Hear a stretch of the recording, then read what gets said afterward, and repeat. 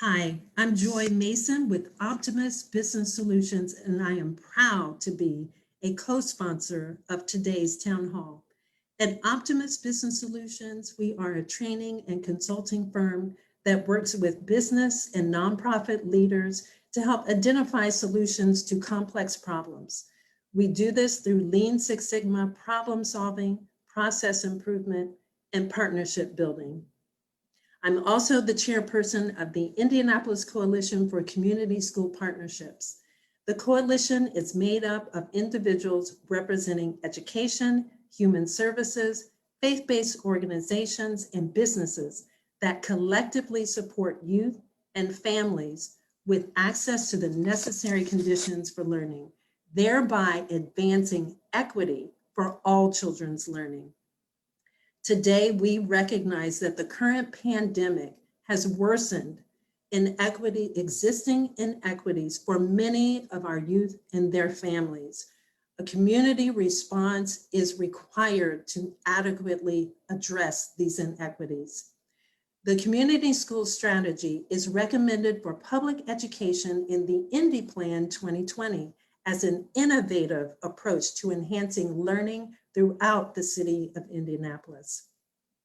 I'd like to start by thanking our sponsors, the Ephraimson Family Fund, Optimus Business Solutions, and of course, the Indianapolis Recorder Media Group, whose generosity has made this town hall possible. In this town hall, I will ask our distinguished panelists a series of questions to illustrate the benefits of community schools as an equity strategy, especially during the current health crisis. And we'll play 2 short videos to further illustrate the strategy. Participants are asked to post their names and who they represent, as well as questions in the Q&A box, as well as the comment box. Panelists will be asked to answer the questions later in the discussion. First, I'd like to introduce our panelists and panelists. When I call your name, you could just wave so everybody knows who you are. We'll start with Dr. Matt Prusecki, Superintendent of the Metropolitan School District of Decatur Township and a board member of Community in Schools, Indiana. Mr. Barato Britt, Executive Director of the Edna Martin Christian Center that recently was awarded a 5-year, $2.5 million full-service community schools grant from the U.S. Department of Education. Congratulations, Barato, and we'll ask you more details about that grant later. Mr. Neil Gore, Communities and Schools Coordinator at Harrison Hill Elementary School in the Metropolitan School District of Lawrence Township. And last but not least, Dr. Monica Medina, Clinical Associate Professor in the IUPUI School of Education and an evaluator of the community schools initiatives over the past 2 decades. Thank you, panelists, for being here. Let's start our equity discussion with Dr. Medina. Dr. Medina, what is a community school and what has been your experience with working with them? Well, let me say that the term itself is an umbrella term that is used to describe schools that adopt a broad array of services and programs, but it's also a way of thinking about bringing together and addressing the comprehensive needs of students, families, and communities. So by definition, the community school is a very unique school in that it serves the specific needs of the population in that school. So it could vary from different communities in terms of what we define to be community and or what we define to be needs. But there are some very central elements that exist in most of the schools.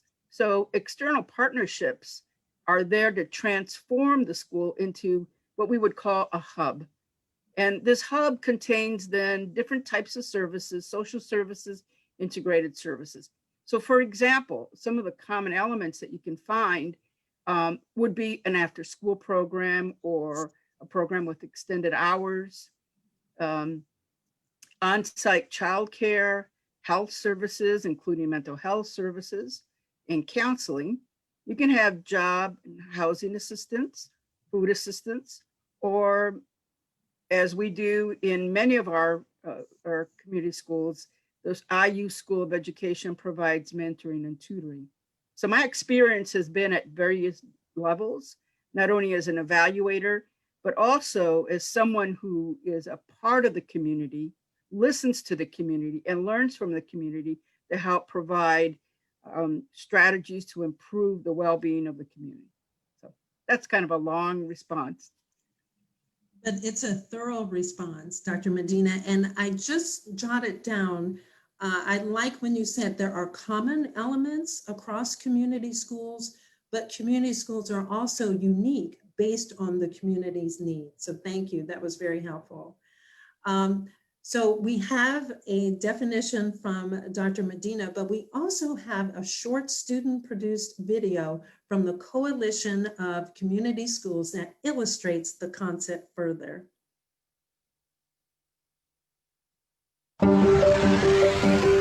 What makes a school a great school? Caring for the whole child, expanding the horizons of learning, building relationships with families, working together to realize a shared vision. This is the school every student needs. This is a community school. Community schools are public schools that partner with stakeholders to create the conditions students need to thrive. Community schools can be found across the United States, and their numbers are growing fast. But what exactly makes a school a community school? They integrate student supports. Clinics, counselors, and other services ensure each and every student is ready to learn. They expand and enrich learning. Extended school days, summer programs, and real-world experiences help students reach their full potential. They engage families and communities.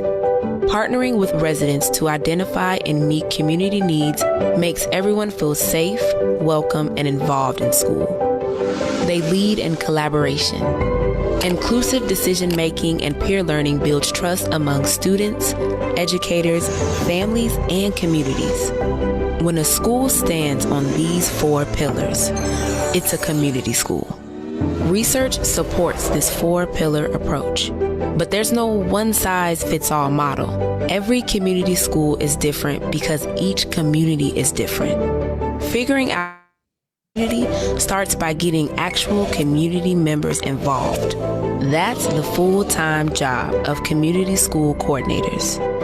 They're the human bridge connecting all the partners and stakeholders that make community schools possible.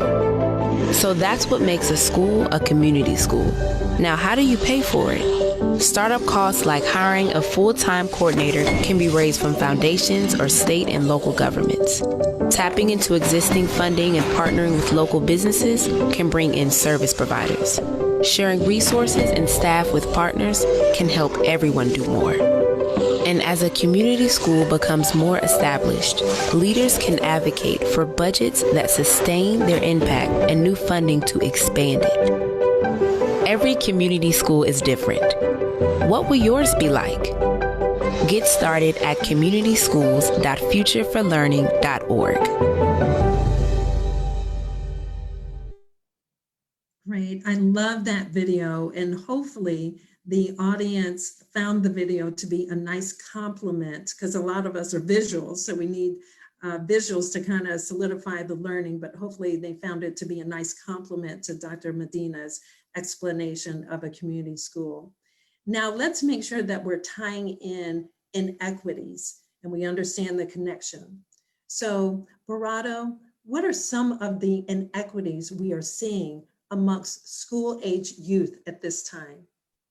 Sure, and thank you very much, Joy. I'm very pleased to be a part of this important discussion. I can say with regard to equity from my lens, the immediate challenge for us is to create environments where we alleviate as many hurdles, disparities, issues, challenges that prohibit any student's ability to have a level playing field, to be able to be given the skills, the assets, the tools necessary to compete at the very least. Now, from the lens of a community partner in an area that does suffer from significant disparities, significant disproportionate unemployment, high crime, various issues that really do make the job of our educators and our families so much harder.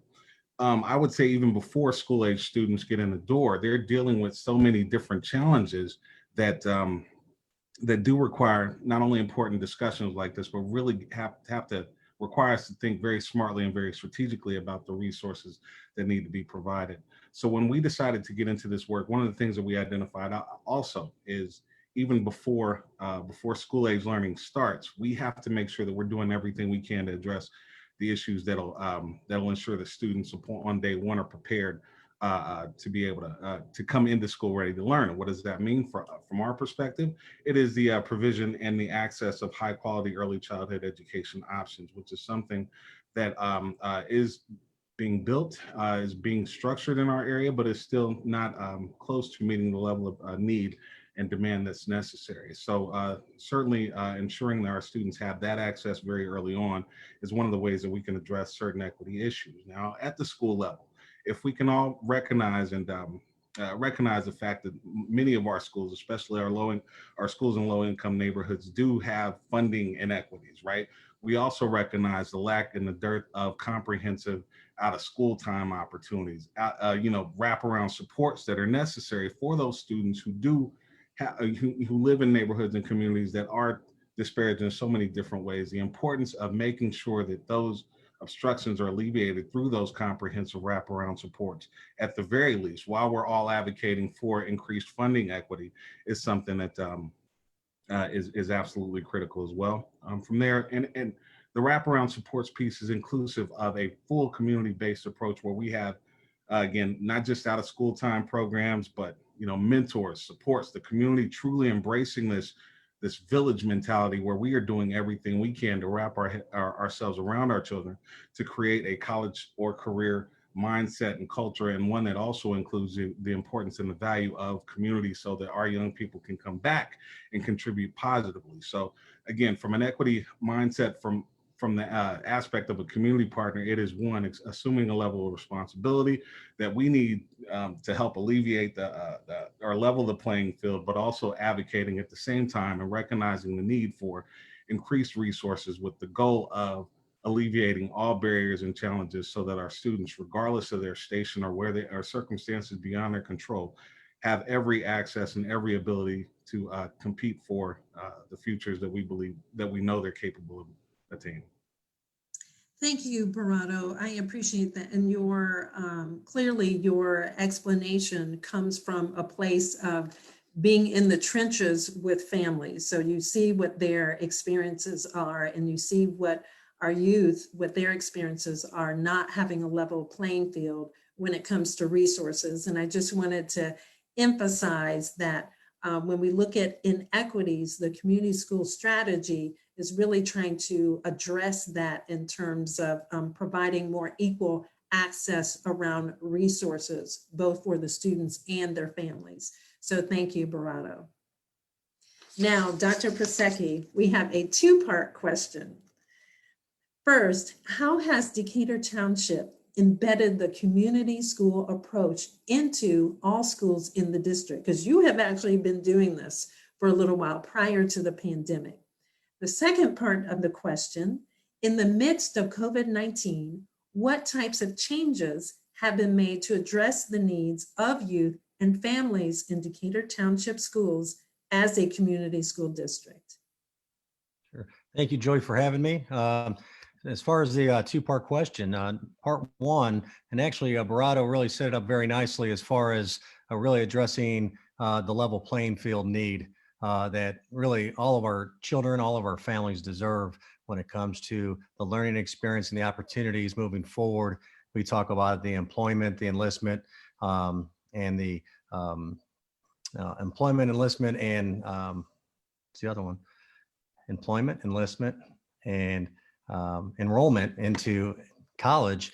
When you look at those opportunities and going from A to B, be it pre-K all the way through graduation from high school, you know, the critical piece here is that communities and schools, we brought and identified that we need additional partnerships with people in our schools that are able to connect the schools to the community itself. And one of the challenges is that typically a lot of individuals or organizations say, well, we just need teachers to do more, or principals to be able to do more. And they have enough on their plate as far as teachers teach. Principals are the instructional leaders and manage the building at the same time. And really, you need to find additional individuals that can really support students and families that have those other needs that are other than just the reading and writing and arithmetic that goes on in the classroom. And that's where community schools comes in. And about 4 years ago, we began implementing site coordinators into our school system in Decatur Township. And as of 2 years ago, all 9 schools have site coordinators. And the key benefit of that is that we have a positive, neutral entity that pulls supports from the community, but acts as a conduit that really supports the principal and teachers in working together, stronger together, to be able to help support children that have those barriers that are in the way for their learning process, their success process. So it's really critical that these site coordinators, they become very accustomed and embedded in their respective schools. But having 9 schools and 11 site coordinators, 2 at a couple schools, they actually work as an entire team for our school district, to where you have a community of schools working with the community in addition to that. So, and every school is different. As Dr. Medina mentioned, every school district is different. What's great about communities and schools is that you adapt this framework to what works best and for the needs of those families and those students. And that's what really, it's not a prescriptive program, but you adapt to what people need as far as helping their children become successful. With COVID, you have the additional issues as far as just trying to really maintain education as a process. In Marion County, most of the school districts have full in-person learning. We have hybrid learning. We have remote learning. We have all these different types of learning going on. And honestly, site coordinators in all of our respective schools have been great as far as assisting our food service, as far as supplying food. They've been supportive as far as contacting families that have gone MIA during this pandemic and trying to bring them back into the school environment and giving them the positive support to allow them to really interact and get back into school in spite of the obstacles that this pandemic has provided. This wrapped around process that all of these site coordinators have, the community school process then pulls in all the resources around us to where a principal isn't spending time trying to do 10 different things. A teacher can dedicate their time in teaching. And myself, honestly, my role, I see it as critical that I allow this to continue, develop, and grow so our site coordinators can do what they do, and that support, that wraparound services that were mentioned earlier. Thank you, Dr. Prasecki. And I am so glad that you're participating in this panel because you're showing that we can do this district-wide. So you can do it one school at a time, but the commitment and the leadership that you have demonstrated in Marion County by implementing this approach across the district, I think is a wonderful example for other school districts to follow. So thank you for sharing from your leadership role how this is working, and also with this pandemic, how you see partners coming together, and how with the coordinators, how they are really partners along with your school leaders like your principals. So thank you for sharing.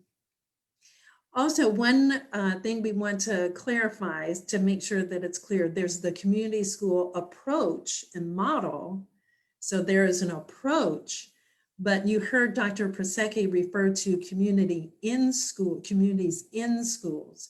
So communities in schools, also known as CIS, is located nationwide. So we're going to play another video just to provide some additional information specifically regarding communities in schools.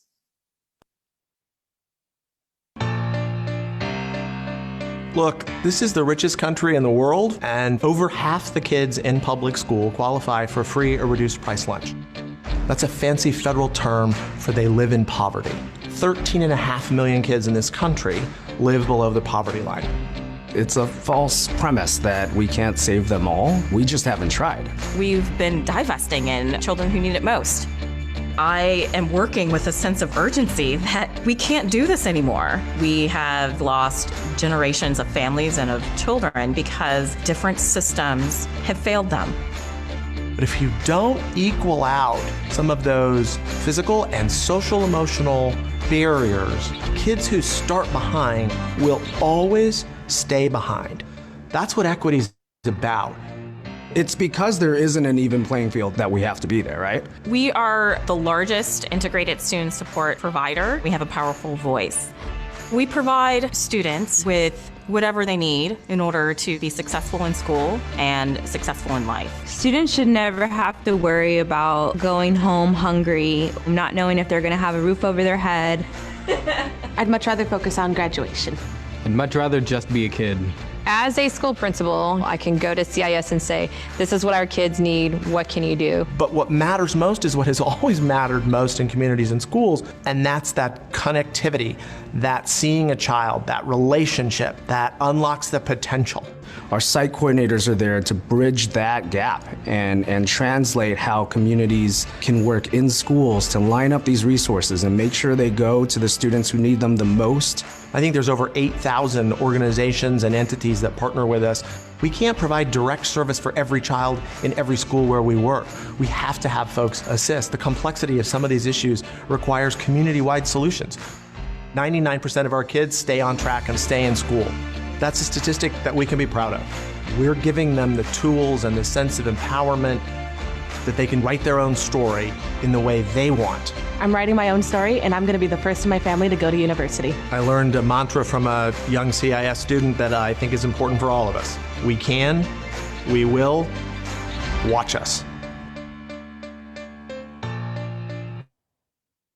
And I don't know if everyone picked up on some of the statistics that were mentioned in the video, but this is an evidence-based approach that has positive results that we're seeing already in Indiana. So I think that's important to emphasize.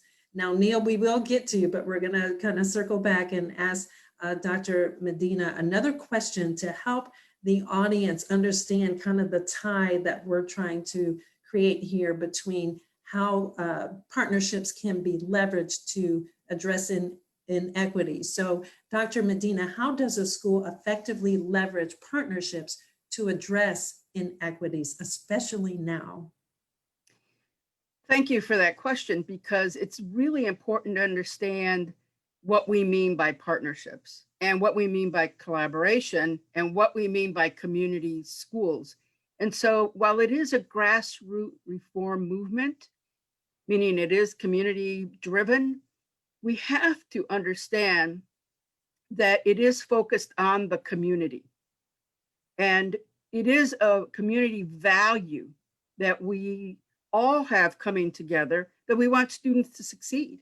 We want to see student academic achievement. So we can't divert from that.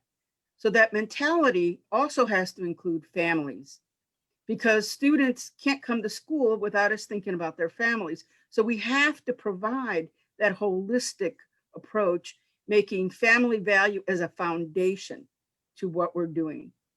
But it also means that we have to have authentic collaboration. And what I mean by that is that, again, we have to identify the resources that connect within the community. So we're trying to connect the dots. The resources are there, but oftentimes they're not connected to the school. So how do we bridge that? We also have to understand, what is that sense of urgency that they mentioned in the video? What are the needs? But more important, I think too often we fail to understand what are the assets that exist within that community, because it's those assets that are going to allow us then to bring the stakeholders to the table to create that synergy. And so in my experience, we don't need a whole lot of people that have a lot of letters after their last name to make this happen. We need commitment. We need passion. We need a committee of people who are focused on those values that I mentioned. We need to have parents. There's no equity if parents are not involved, if students are not involved, if the person who sells candy at the corner store isn't involved, because they know the community probably better than we do. And so clearly there are lots of service providers that can also be invited to the table. Not to mention, again, the government and faith-based organizations that also have that connection, businesses. So anyone that we know that is interested in supporting the conditions for learning that could come with resources can be a part of the synergistic collaboration.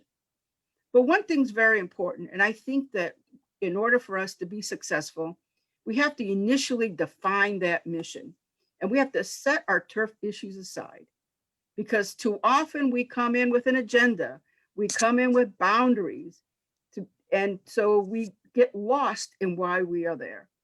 And so it has to be driven by these values, these ideas that we have for success that are many times defined by the community, not by the RFP of the US Department of Education, not by the government, not by state standards, but by the community. And that is very important in deciding how you're going to collaborate and maintain a very secure, trusting, and loving partnership. Thank you, Dr. Medina. And what I'm hearing and picking up on what you're saying and what's been said so far by our panelists and what we're hearing through the video is that with a community school approach, there's intentionality around making the connections, right? There's intentionality and integrating what partners have to offer into the school day, into what happens in the school. So intentionality, integrating with those connections and those assets that are already there. That makes total sense, because our children, it's the whole child. We're not trying to educate part of a child, it's the whole child. So that makes total sense. So Neil, again, you are in the trenches. You are with students and families. Question, one of the pillars of a community school is family engagement. Tell us about your role as CIS Communities in Schools liaison, how you encourage parent and family engagement at Harrison Hill Elementary School, and how has that changed, especially now? Well, thanks for this opportunity to brag about our community here. I started about 7 years ago. Well, we started family engagement nights at Harrison Hill 7 years ago. And these are 6-week-long classes that we do 4 times a year.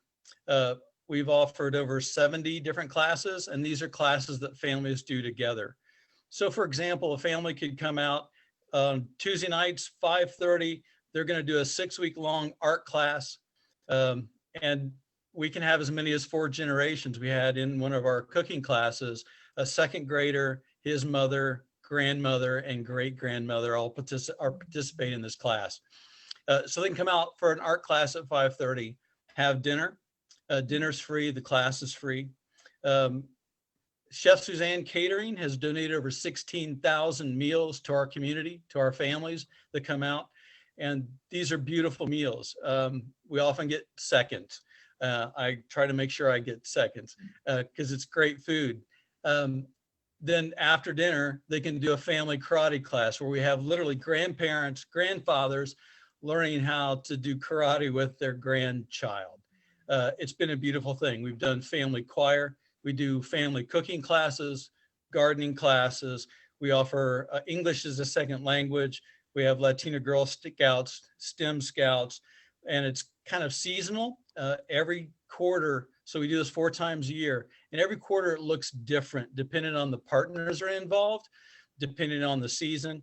In the spring and in the fall, we're able to go out to Fort Harrison State Park.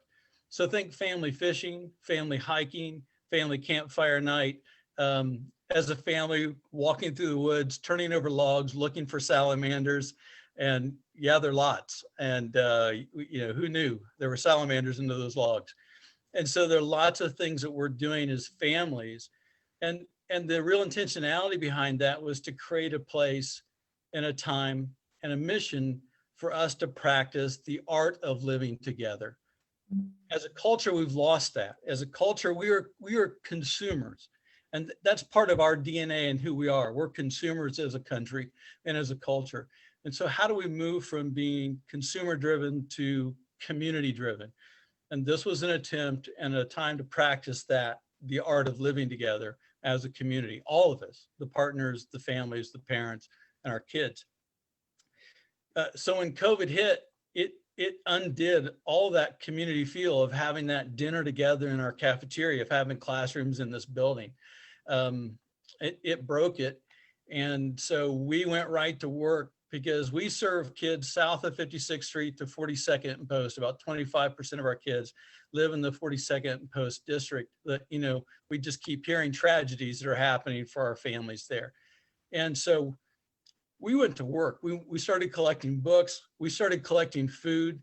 We started getting any resources we could because we knew this was a tough hit. The families were almost overnight without work and without resources. So, Mrs. Stewart, our principal, we would load her car up, my car up, cars up with food, with books, with computers, with school supplies, and just go in the community. We wanted to make sure our kids were okay. We wanted to make sure our families were okay. And we were borrowing and begging for whatever resources from many of our partners that we've built over the past 7 years. Today I was out, I delivered hot, fresh food. So one of the things that happened was our great partner with Chef Suzanne Catering, she had donated so much to us, but this was devastating. COVID-19 was devastating to her catering business. And so we asked the community to pay her for her to prepare meals that we were delivering to our kids and to our families. So we started that in March and we've continued, and I've delivered to over 120 families hot, fresh meals from anywhere from 4 to 8 in the family. So today I delivered to 5 families a car full of groceries, that meal, and then anything else teachers for the kids are doing virtual, taking it to them. And so we've taken those relationships we've been able to establish from the community and with our parents to be able to then sustain that and try to help each other during this time. Thank you, Neil. And I don't know if you realized it, but as I was listening to you, I lost count of how many times you said family. And that's a good thing. I want to reiterate, that's a good thing. And again, hopefully the audience is picking up that in schools, they're not just dealing with the student, you get the family too. So I love that. I think I must have heard you say family 20 times or more. And that means you see, and that's probably in your DNA, that family is central to creating the conditions for learning for our youth. Again, we're not teaching part of a child, it's the whole child, which includes the family. And I love the phrase you said, the art of living together. My goodness, what will happen to us if we lose, like you said, the art of living together? So thank you for sharing that, Neil. Barato, back to you. Could you tell us about the Martindale-Brightwood Education Zone and the U.S. Department of Education Full Service Community School Project? Absolutely. And again, thanks for the opportunity.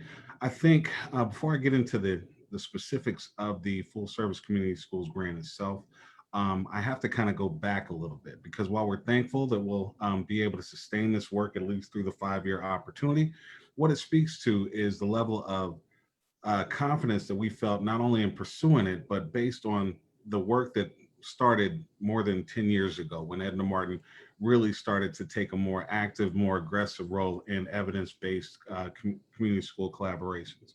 I have to point to different things like opportunities that were afforded us through Bridges to Success, through a prior Full Service Community Schools grant, and our friends with IEPUI and the Martindale-Brightwood Alliance for Educational Success.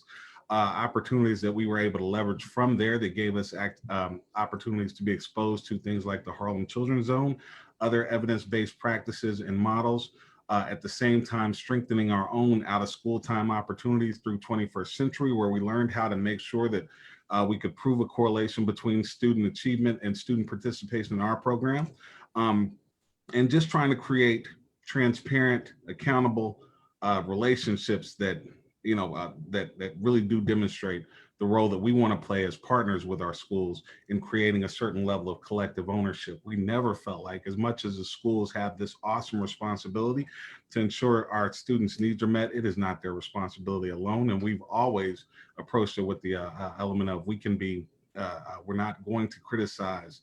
We are going to do everything that we can to try to support those efforts. So fast forward to 2016, the Martindale-Brightwood Education Zone actually was created by our partners with Martin University. And it was designed with elements similar to that of your Harlem Children's Zone model, where you have this connection of comprehensive approaches that are working in an unprecedented manner, knocking down all the silos, as Dr. Medina has said, in order to create a system approach in partnership with our schools to ensure that students' needs are met across the continuum. That includes as early as prenatal all the way up to and through college or enlistment or career opportunities.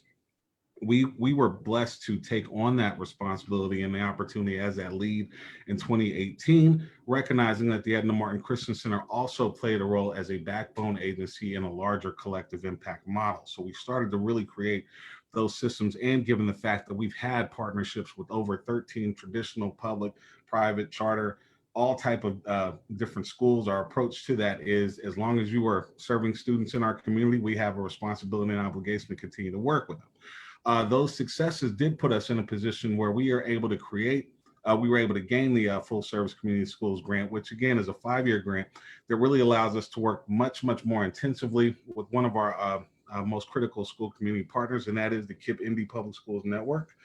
KIPP and Edna Martin have really worked very purposefully to create, again, an accountable partnership where we are responsible for their out-of-school time opportunities, where we've started to integrate some of our overall full community center supports, including barrier busting and all of the partnerships that we have to bear, just to try to make sure that we're utilizing all of the resources we have to bear to really intensify efforts toward direct families. The grant itself not only allows us to hire a full-time zone director, but additional school community coordinators that can work alongside the entire network to ensure that community partnerships are aligned, are maintained, and are fully accountable. So again, the grant itself is an awesome opportunity and we're thankful for it, but it really does represent the continuation of efforts that this community has engaged in to try to ensure that we all are taking a more aggressive, more robust, and more direct element of ownership to the outcomes that our students are facing. And I just have to thank all of those that have helped in helping get us to the point where we can implement this strategy. And thank you, Barato. And I really appreciate you recognizing that receiving this grant really represents how your organization has stood on the shoulders of work that came prior and a lot of good work that's happening out there. Thank you. Dr. Medina, what is a best practice for creating a community school council? Well, I think, as I mentioned earlier, it's very important that all people are invited to the table. And all does not mean, as I said before, people that don't represent the students in the school. And what I find very interesting is that we often ignore those people that perhaps know most about the community and who are not at the table. You know what I say, if you're not at the table, then you're not a part of the process. And we need them to be a part of the process, not the product. And too often we present these ideas about, oh, we're going to develop this community school. You have all these folks at the ivory tower, people that have, connections to create a model that is incongruent with the real needs of the community because they don't match the values. And so identifying people in the community, inviting them to the table is number one. But you have to invest time into developing relationships. If those trusting relationships are not there, then they're just going to come to the meetings and never say anything. The agenda has to come from them, the organizations. It's a very interesting way to approach this because too often it's a top-down approach as opposed to a bottom-up, where ideas can begin to emerge. Now, I think what we have to be very clear as well is that we don't have to change the models or the pillars, so to say, that make a community school, but we have to think of ways to really integrate authentically student support to meet the needs of the students at that school. And so if I may just talk about urban schools, so often we don't have teachers of color. But if we bring community members who serve as role models, who can provide out-of-school programs, who can provide those expanded learning opportunities that are conducive to their learning styles, then we can begin to focus on the issue of fairness and not equity. Right? And so family engagement also looks different. If you don't have an interpreter or somebody who can speak to parents who don't speak English or sign language, if the invitation is not there for parents in that community because we're too blind to see it, then you're not going to have those partnerships. And those partnerships also have to come from organizations who have, again, academic achievement in mind, and that we need to all come together with the same purpose and the same idea. And an understanding that democracy within public schools is what we need for them to survive. And I'm a proponent of that. Difficult to do when you don't have people who understand the true meaning of an authentic community school. Right, and Dr. Medina, what I hear you saying is that even in the creation of the community school council where the partners are represented, there needs to be intentionality and thoughtfulness around the composition of that council. Thank you. Absolutely. And I think we'd like to hear from Dr. Prasecki regarding how a community school council can work district-wide. Yeah, absolutely. The word that comes back to my mind is, of course, fostering those relationships, and that comes from everybody. That's not just those that have a vested specific interest in the school system, perhaps with their own child, but it's with those businesses, it's with all the organizations that that are available there that are impacted one way, shape, or form because of proximity. We live by one another. Several years ago, I began what I called community luncheons, where I invited business partners to come in. I would share about our school system, talk about full transparency. Here's everything that we're doing. Please ask anything you want to build those relationships. I didn't ask anything from them. I asked them to just come and have lunch and then eat, and then let's have just good conversation. So over the course of a number of years, as we then bring in CIS Indiana with our site coordinators, now you begin to layer on those relationships to where you're building that system of supports. And again, I heard that the comment about silos. They can't exist in this approach. When you talk about community, everyone is important. And that's one of our basic premises when we talk about our belief, behavior, and outcomes as a school district. We believe in equity, but the outcome of that is that everyone is valued. And when you walk through those steps and use that as a lens, when you're talking about bringing in the site coordinators who they don't have to have a specific degree or skill set. They actually, all of our site coordinators come from different walks of life. We have had counselors to probationary officers to a stay-at-home mom. The common denominator is that they care about children and they work well with one another and with everybody, and that they truly go out and find a way to support children that need help beyond what teachers do in the classroom.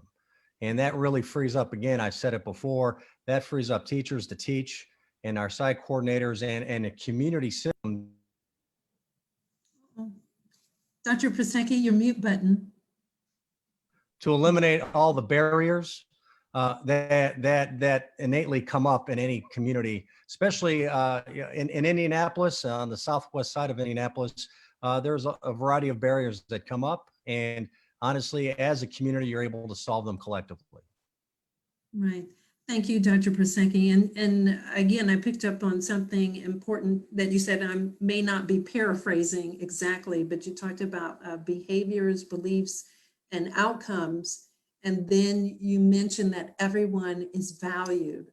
And just imagine if we all had that as a belief, right? And our behaviors and our actions align with that belief that everyone is valued, right? So that is an important part of what we're all trying to do here. Thank you. Absolutely. Okay, as we start to wind down, we want to make sure that we've got some actions that come from each of our panelists. So we'll be asking you what recommendations you have around actions. So we'll start with Dr. Pasecki. What could be a potential plan of action for a community interested in implementation of a community school strategy? Well, I guess as a superintendent, my thought process very simply was that it takes dedicated and persistent daily action. You can't just push something out and hope everybody does it. So the things that I've referenced has gone over a course of a number of years. So the intentionality of it all is that you have a plan to be able to mobilize resources, mobilize the people that have the same way of thinking as far as this is what we do, is that we support families and children. As a school district, we found a way to be able to support communities and schools and fund all of our site coordinators to where it is embedded in all of our schools. And we were able to do that by securing grants for teaching, but then for that freed up money to support and utilize funds for hiring site coordinators so that we did not have to rely on short-term monies from other resources. And I think that's critical, is that this is embedded in what we do. And that becomes really the mindset as you grow it, is that as you hit the key players that can actually make things happen, is that you develop that mindset that this is what we're going to do. It's not what we hope to do. Okay, great. And I just want to highlight something that you said, Dr. Prosecki, because I'm sure there may be some who are listening today and they're thinking, how do I pay for this?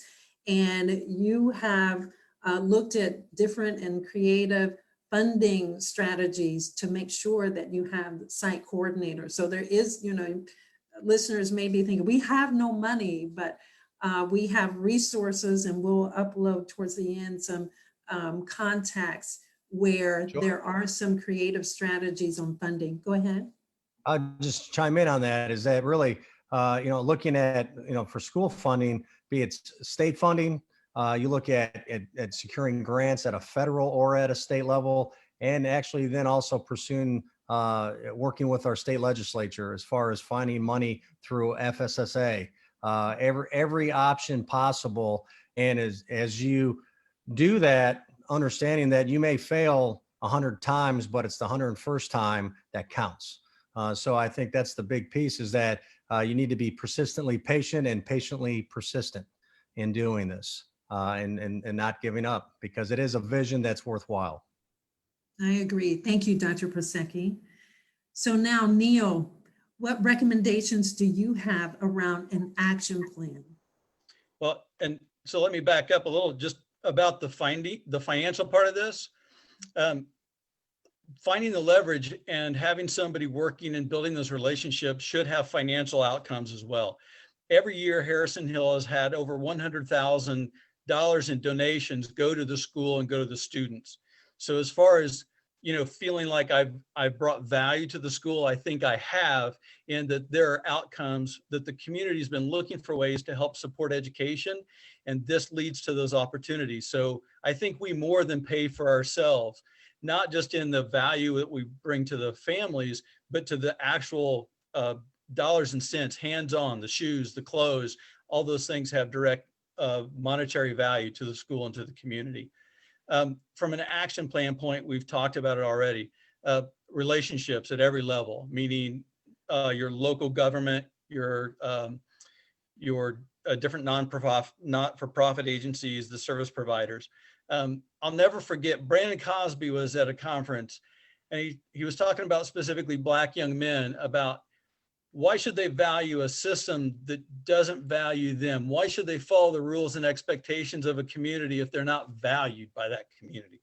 And the answer is they shouldn't.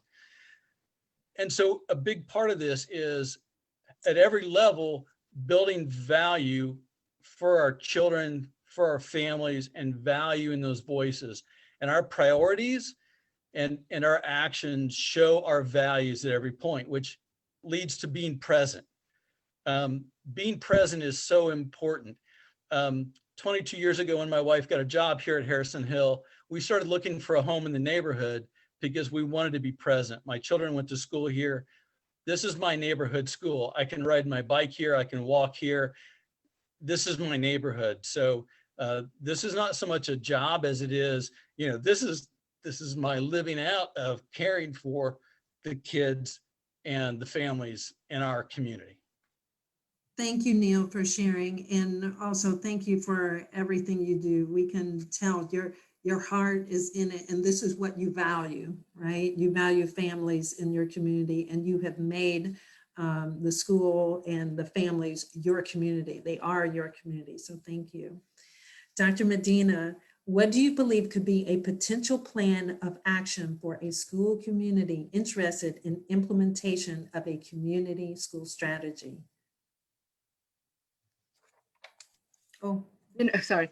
I want to echo what Neil just said, because too often we think it is about the money, but it's really about the people, and it's about the resources, and it's about the relocation of services that can benefit everyone by coming together.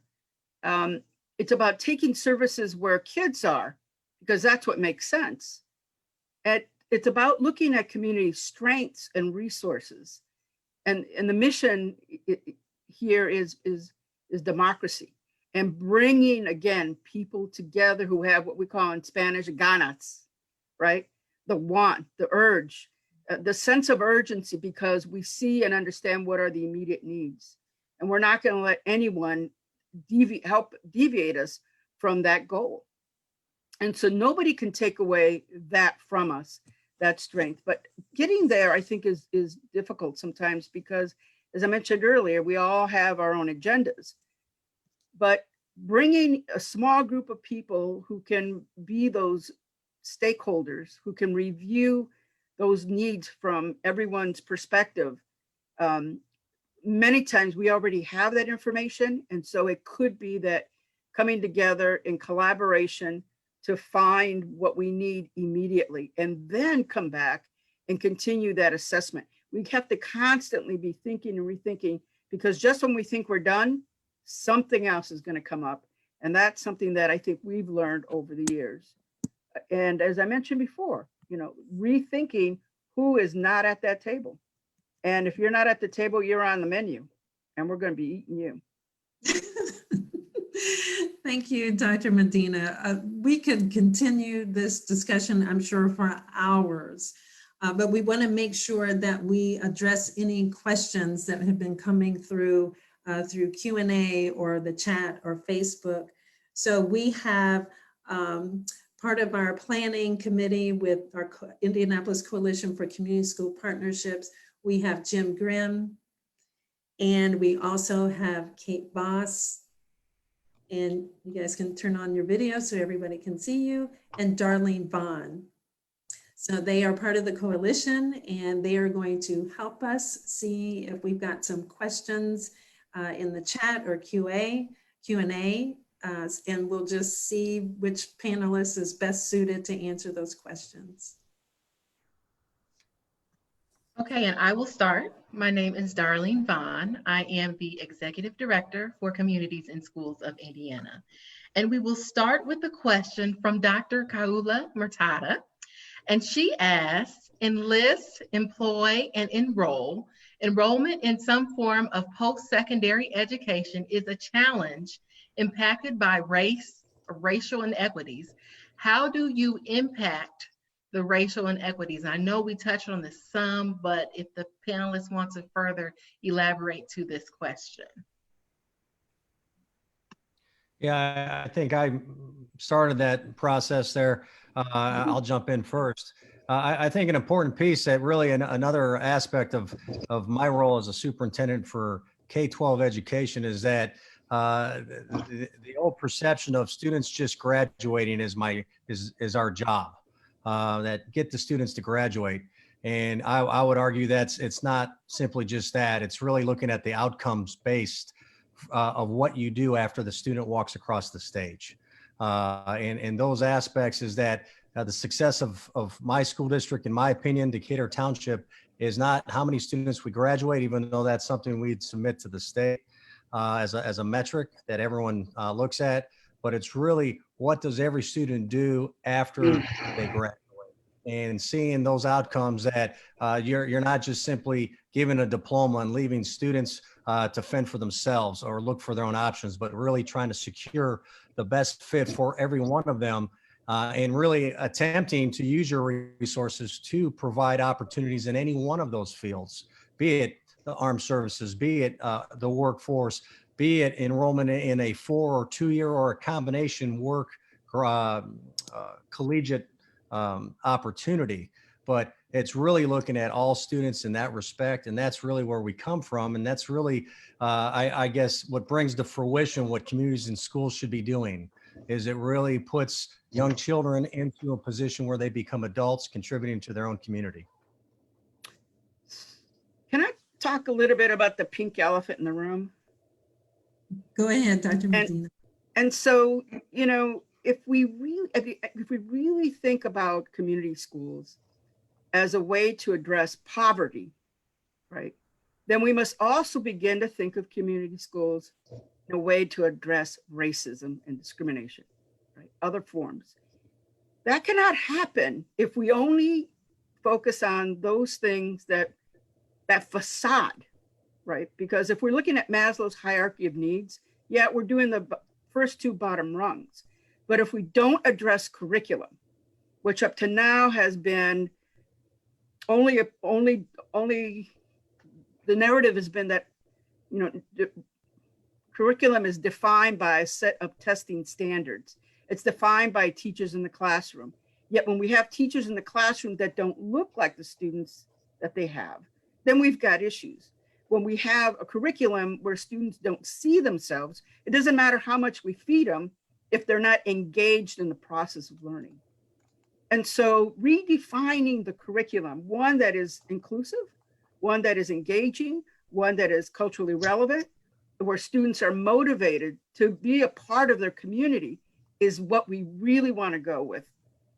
The new, I would say, version, extension of community schools. So that means, and I will take all responsibility, we need to prepare teachers to be able to do this work. And so IUPUI has done this for many years. In fact, I teach my students, right, how to become secondary students at a high school. So we've been at George Washington. We're now at Arsenal Tech, where we just completed an asset-based community mapping exercise where they were able to see that what they thought about that community, a bunch of lies, myths, and stereotypes that would impact their understanding of who are the students at the school, thus the expectations. And so when we can bring that idea of community into the curriculum, and we can have our students communicating with Barato, communicating with the Bonner Center, working with the libraries so that students understand what community means, then I think we can begin to look at the inequities that exist beyond just the food and cloud housing, right? And we can begin to look at different ways of teaching. So yes, and thank you, Dr. Medina, for I am not good with idioms. Was it moose on the table or pink elephant? The idioms. I said the pink elephant in the room. That was the second.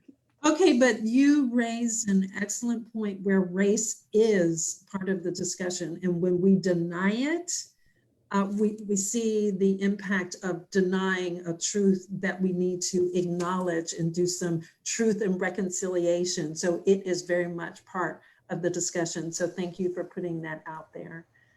Do we have another question from the audience? Looks like we have another comment from Neil. Oh, yes. Yeah, I mean, from the race issue, that's another position where the relationship building is so important. The relationship with everybody at the table, meaning our local police department, so that the police department are present, not when we call them because our children are misbehaving, but because we want them to get to know our children before things are, we want them to know them as human beings. We want the police to know our children as human beings, and we want our children to know the police department as human beings. Because, I mean, part of the United States DNA is that we've had a predatory relationship with people of color. That's our DNA. And how do we change that? And we need tools. Does this happen by revolution, or does it happen by evolution? What are the things that can help us change? And I think community school model allows a place and a time for those kind of things of healing to happen prior to the catastrophes, prior to the really bad days that get to be seen all over the news.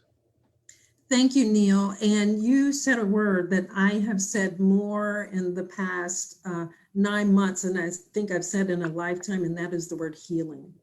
We need a major healing.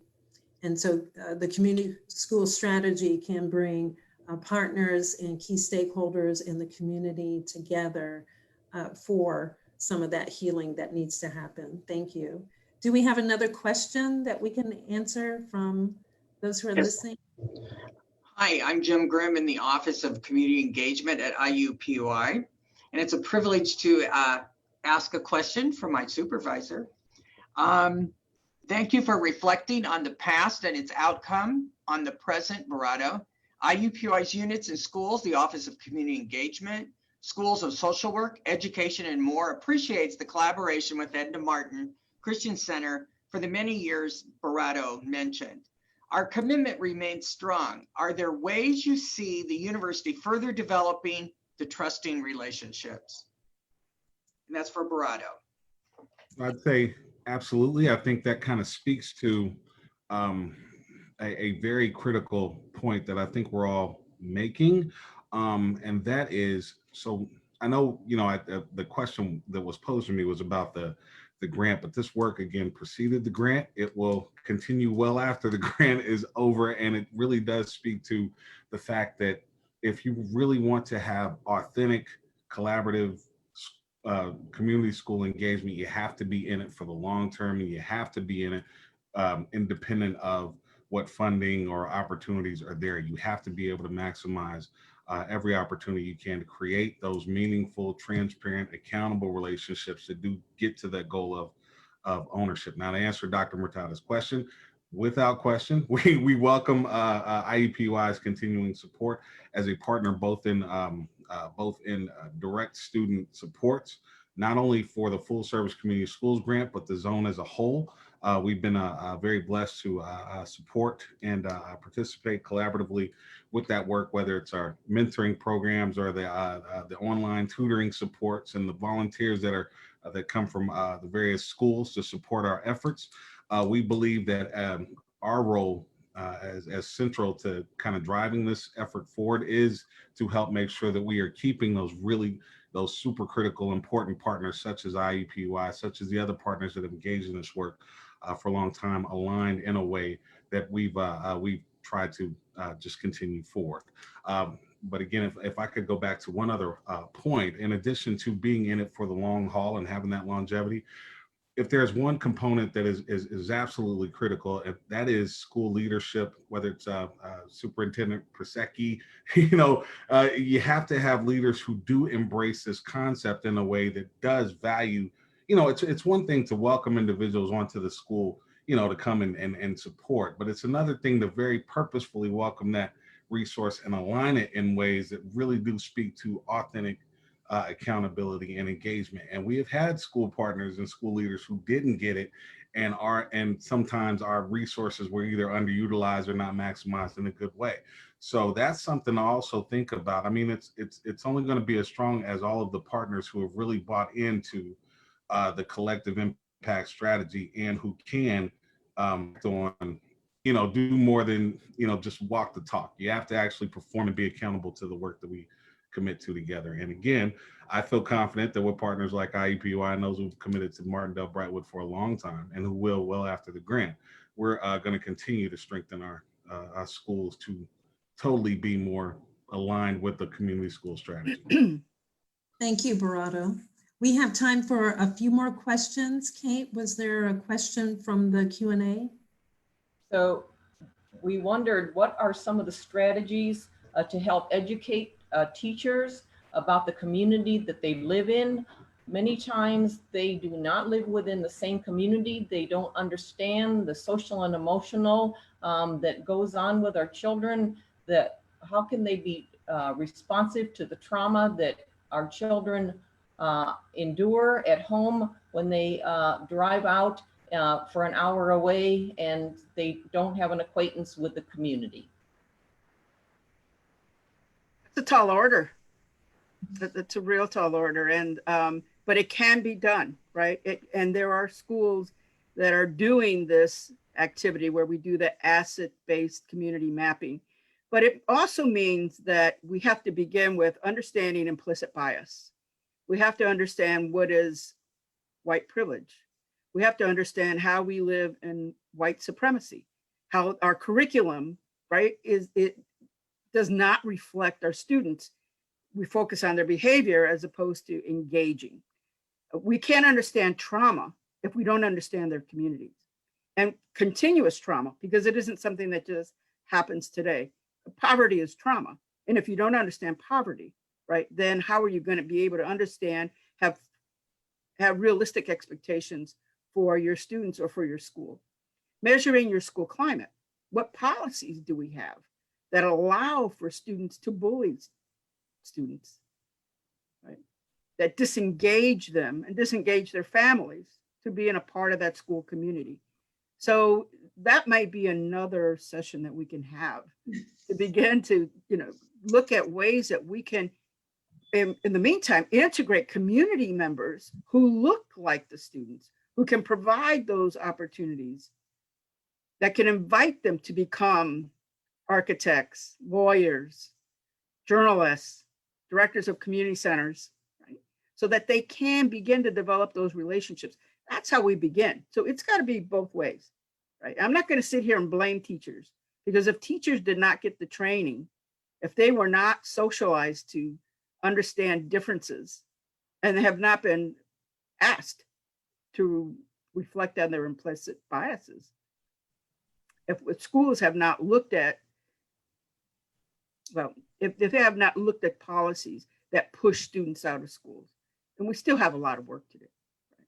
Yeah, thank you, Dr. Medina. And again, I think we have time maybe for just a few more questions. I'm not sure how many questions. Is there something in the Q&A or the chat, some questions before we wrap up? I Yes, have one. Okay, go ahead, Kate. Neil, your family engagement efforts are tremendous. Have you tackled the racial barriers that contribute to inequity and present, which brings about urgent issues and that are persistent? That's an ever-moving target, isn't it? And so I think it's one of those things, we just keep trying new things. We reached out and tried to do a spoken word class a few times, thinking, let's tell the family story. Again, helping teachers, helping everyone understand. So if we can find ways to tell our family story in ways that people can hear, but not a lot of people came to the spoken word class. So there's so much trial and error. For example, everybody wants to come to a cooking class. No one wants to come to a nutrition class. It's the same thing, but we're cooking in one and we're talking in the other. And so these are really major issues that are on my heart and on this community. And we try to create some opportunities for those conversations to happen. But part of that is who's ready for what conversation. And this year we're about 42% Latina families, and we offer English as a second language. We offered the only Latina Girl Scout troop in the state. So we were trying to do things that showed that we valued our Latino community, and the key was having the dinners together where our Latino families, our African-American families are all sitting down at the table, and our volunteers. Because the people that won't go to 42nd and Post, but will come to Harrison Hill, we want them to sit down at the table and eat with each other. Because I think a lot of that healing can take place at that dinner table when we're laughing with each other's kids, we're watching each other's kids, and we're just enjoying life. There's that practicing the art of living together. And Joy, can I just make one point for Neil? Yes. Neil does tremendous work at Harrison Hill. He very much is a shining star, as Jim pointed out in the chat section, really around the country with the work that he's doing. And there are different levels when we talk about diversity work. There's that awareness level, there's the collaboration level, and the work that Neil is doing at Harrison Hill really sets a foundation for greater work to come.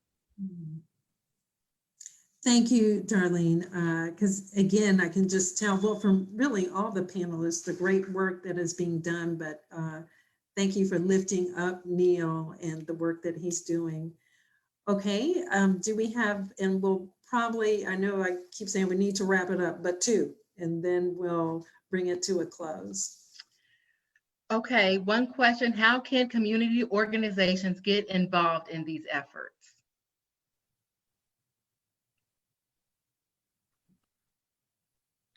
I can jump in. Is really, as far as community organizations, I emphasize, I guess, in Decatur Township, as far as, us reaching out to everyone that is involved based on need, be it food, be it medical, be it home resources, any of those kind of things. but an organization, really, if anyone is listening here that's interested, the people on the panel all here we have the connections, and we have the interest, and we have the know-how. And that's really what it gets down to, is point me in the direction of someone who can get me involved. As once you show someone how to get involved, and they stay involved if that's what they really want to do. So I guess from just a short-term piece, everyone here this evening, I would offer, and correct me if I'm wrong, panelists, that we're all conduits for connectivity to help move this forward. Thank you, Dr. Pasecki. Barato, did you want to add something? Well, I would just add that to my earlier point, I think some of it does depend on location. Some of it depends on school culture. A lot of times you may have schools who already have these councils and community collaboratives that you might be able to participate with. There may be an opportunity to gain audience with a dynamic school leader who is looking to try to bolster and support community efforts. You may be able to be on the foundational pieces. I can tell you from our perspective, we welcome any and all community partners that are committed to the collective work that we are doing, but doing it with fidelity to our approaches, which are also rooted in both the community itself and the schools, right? The alignment is truly important. But again, with that willingness, I certainly, from our perspective, would be more than happy to share as much information as we can offer in terms of what we've identified as best practices, certain pitfalls and things of that nature. This is not something that's proprietary. We want to make sure that our schools and our communities have access to the full balance of supports that we offer. Thank you, Barato. And since we're going to take just one more question, and I know we're not going to be able to get to all the questions, unfortunately, we will upload some resource links and some contact information. And that way, for those of you that, I'm so sorry we weren't able to get to your question, there will be some contact information where you can reach out to the appropriate resource. So I don't know if it's Jim, if we could just take one more, or the appropriate core planning team member take the last question. Okay, I do believe it's me this time. How does one become a community school coordinator? And I'll ask Neil that question.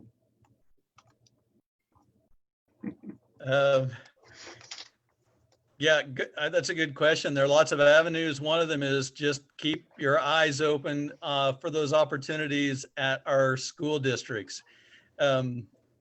There's quite a bit of transition because it takes a lot of time. So it takes a lot of time and energy to do this job. It's a school district, so I'm not going to say the pay is not good, but it's a good thing my wife's a school teacher and makes better money than me. And it's a joyous thing, but there are openings in the different school districts. My background, I'm an ordained pastor. I came from trying to do some community development and looking for an opportunity like this. So again, there are many different backgrounds and expectations, but keep your eyes open. They hire a lot of folks from a lot of different backgrounds.